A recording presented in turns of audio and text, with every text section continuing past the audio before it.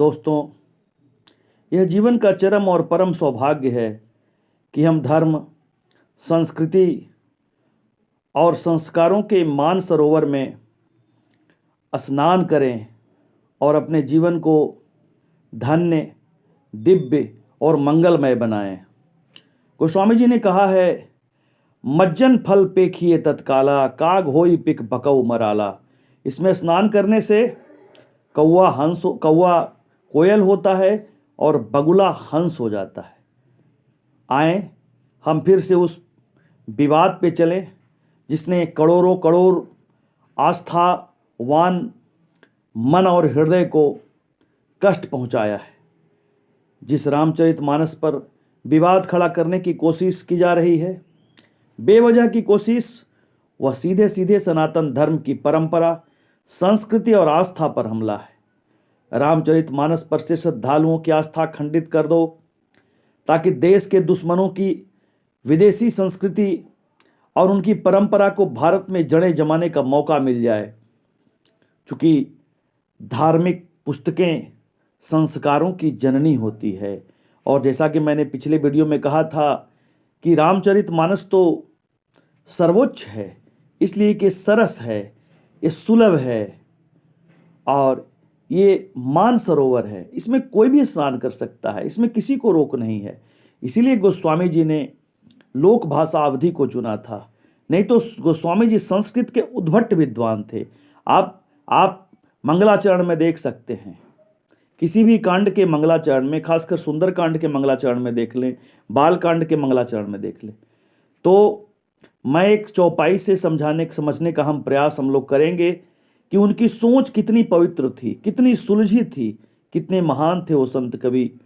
जब माता सबरी ने भगवान राम से कहा, कितने बड़े बड़े साधु संतों तथाकथित कुलीनों, ऊंची जातियों से भरे वन में सबको छोड़कर आप हमारे पास कैसे आ गए प्रभु, तब भगवान राम के मुखपद्म से तुलसी बाबा ने क्या कहलवाया था, कह रघुपति सुने भामिनी बाता, मानव एक भगति कर नाता। हे भामिनी, हे सबरी, हे धन्या, सुनो, हमारा तो इस जीवों से सिर्फ भक्ति का नाता है, दूसरा कोई भी नहीं नाता है। और उसके बाद गोस्वामी जी ने इसी जो आगे नवधा भक्ति में मिल जाती है ये चौपाइयाँ फिर, कि भाई क्या है, कितना लताड़ा है, जाति पाति कुल धर्म बड़ाई, धन बल परिजन और चतुराई, भगतहीन नर सोय ही कैसे, बिनु जल बारिश देखिए जैसे। कि जाति पाति कुल धर्म, धन बल परिजन और सांसारिक चतुराई में जो लोग फंसे हुए हैं, जिनकी बुद्धि भ्रष्ट हो चुकी है, वे हमारे कतई प्रिय नहीं हैं। और वे इस तरह से लगते हैं जैसे कोई बादल बिना जल का हो। बिना जल का बादल कैसा लगता है, उस बादल में कोई भी सुखानुभूति नहीं हो सकती है, न उसके दर्शन से, और वो बरस कभी नहीं सकता है। तो रामचरितमानस उन अधपड़ों के लिए, उनको हृदयंगम होना संभव ही नहीं है।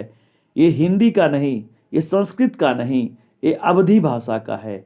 और अवधी में जो ताड़न शब्द है जिस पर विवाद है, ढोल गवार शूद्र पशुनारी, वो ताड़न शब्द का मतलब समझना, परखना, ध्यान देना, शिक्षा देना है और कुछ भी नहीं है। बाकी सारी बातें व्यर्थ है। ये जानबूझ करके कुत्सित मानसिकता के लिए, सनातन धर्मियों को तोड़ने के लिए, उनकी एकता से चिढ़ करके ईर्ष्यावश ये सब किया जा रहा है। फिर हम कहेंगे, मेरे प्रिय मित्रों, धर्म की जय हो, अधर्म का नाश हो, प्राणियों में सद्भावना हो और विश्व का कल्याण हो। सर्वे भवन्तु सुखिनः, सर्वे सन्तु निरामया, सर्वे भद्राणि पश्यन्तु, मा कश्चित् दुःख भाग् भवेत्।